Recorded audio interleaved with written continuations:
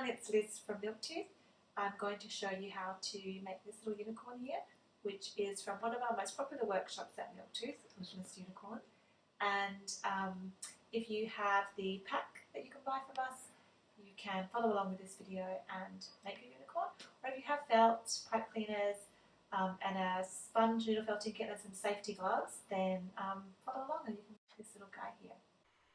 So your unicorn kit contains a pack of wool inside that includes all of our pastel colours, as well as a whole bunch of extra white wool that you should be able to make at least 2 unicorns from, maybe a little baby as well, and a special wool that has silk through it as well. So there's silk strands that are in this, along with the beautiful rainbow sort of pastel-y colours.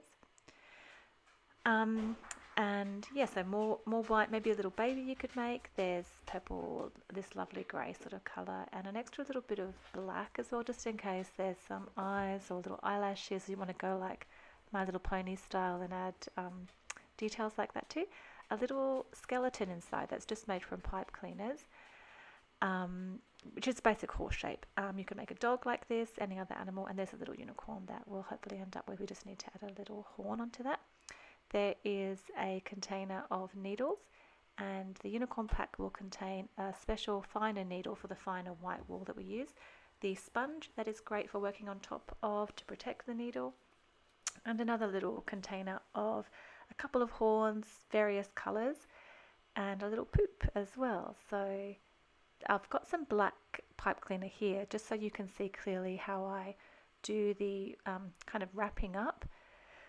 There's many ways to go about felting, but for me the easiest way is to wrap wispy layers. So I'm just trying to show you here how hard it is to pull the wool if you're going rough, and I use baby bird fingers. So I describe this in my classes as very gently kind of baby bird fingers pulling off little wispy pieces.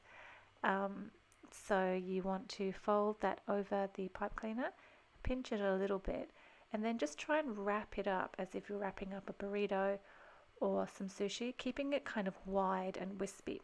It might want to start going thin and ropey, which is not what you want. You want to keep it wide and wispy to make it easier for you to start poking with your needle. The needle is a special needle that has hooks all down the side.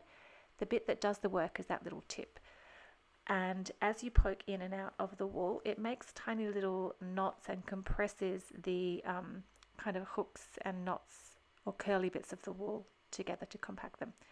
You don't want to do digging motions like that. You want to do up and down very slow motions, and I describe this as a little hen pecking. So you just want to peck very slowly as you're starting. The slower you go, the less likely you are to be poked by the needle, and you honestly get just as good a result as if you're going really crazy and quickly. So you can see that I'm trying to keep my fingers away as much as possible and trying to be clever about where I do my poking. So now onto the unicorn skeleton. Wrapping those wispy wide pieces around and poking them in place.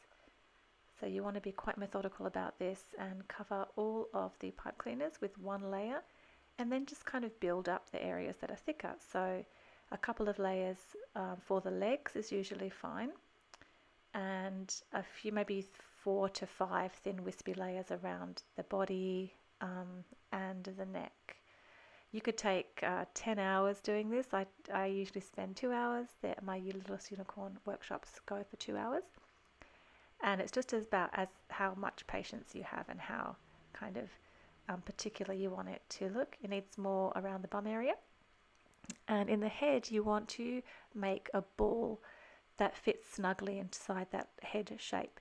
And you want to imagine that you're rolling up a sleeping bag. So you want to kind of pinch and roll.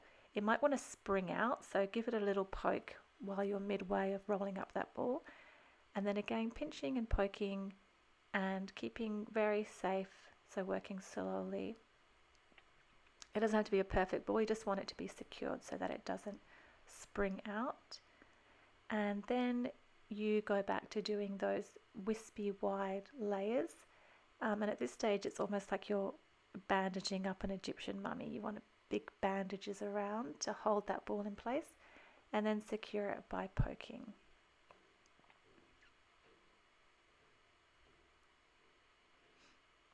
Any little wispy bits that you see, you can just tuck back into place.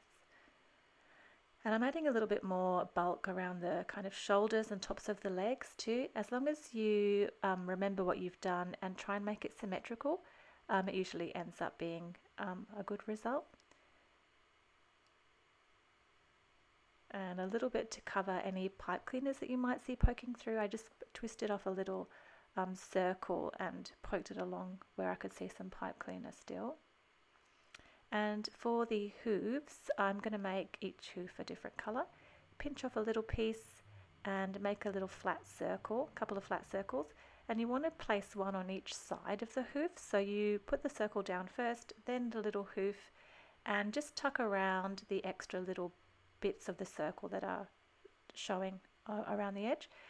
And then you do the same on the other side. Doing hooves, adding a little bit extra to the hooves is really good because it makes your unicorn a bit sturdier, so it will be a bit more cooperative when you want it to stand up. And you can also see that this is a way you could completely change the colour of a unicorn. So you could add wispy layers of any of those pastel colours and make different coloured unicorns. You could have unicorn with spots, a blue unicorn. And yeah, it's up to you again how kind of perfect you want to make things and how persistent you can be and how much patience you have as well.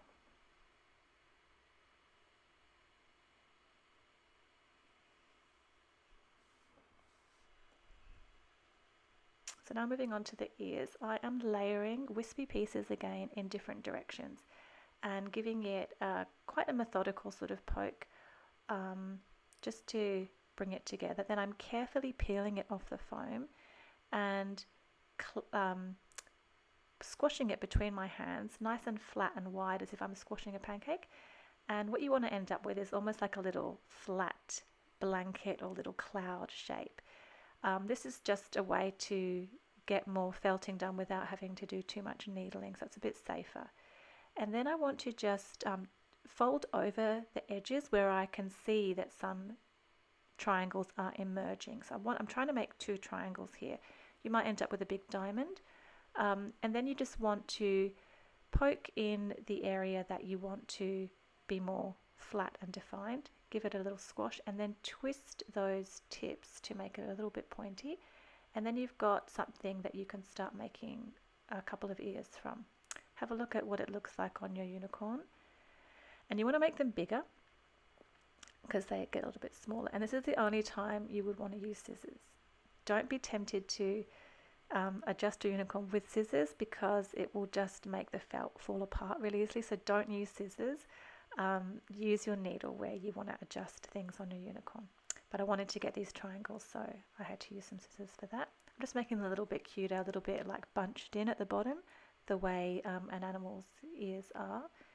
And then just poke them on each side, lay your unicorn down on one so it's got a profile, and then you turn it over on the other side and poke the other little triangle in on the other side. Have a little look for any wispy pieces that are poking out and tuck them in.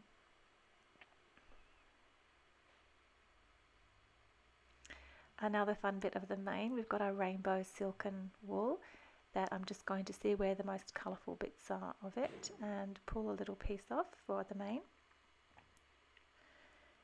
And then you want to kind of just fold over the top edge to get it a little bit stronger and bunched together. Have a look at if it's the right length.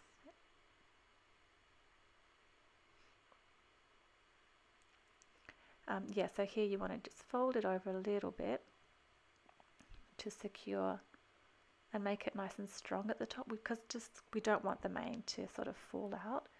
So if we make the top bit a little bit more matted together, it'll be more tricky to fall out. Then I'm grabbing a bit of white wool, a tiny little piece that I'm going to pretend is like some glue. And then that's a little piece that I'm going to put on top of the mane once I've attached it. So put it in between the ears, that bit that you've chosen to be the top, and then just poke quite methodically all the way along, kind of where the pipe cleaner is,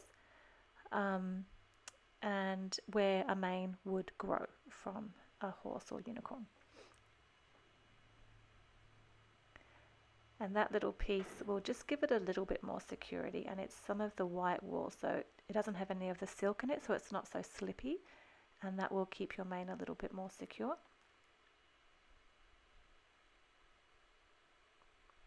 You can see there I'm just following the line of the pipe cleaner.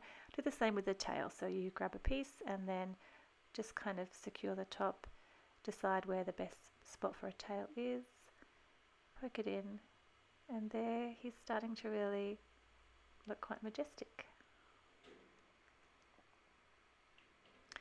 Then with some little eyes, I make balls at the same time so that they're matching, and this can be tricky because the needle kind of pulls the eye out sometimes, so I'm quite careful about how I use my fingernail to hold it in place, and I poke down where my fingernail is so there's no kind of soft finger nearby. Another incentive to kind of grow your fingernails a little bit longer, they can come in handy for different crafting things. Just sort of crafting and improving where you think, and add a little horn. I added a little fringe, that's right. Couple of horn options. You can glue the horn in if you like, but I like to leave it out like that. So I hope you enjoyed watching the tutorial. The kits are available on our website along with a basic felt pack and also some wool packs of other colours, neutrals, brights and pastels. I really want to thank my friend Patty in Peru who inspired me to turn this workshop into a pack. And thanks for watching. Till next time.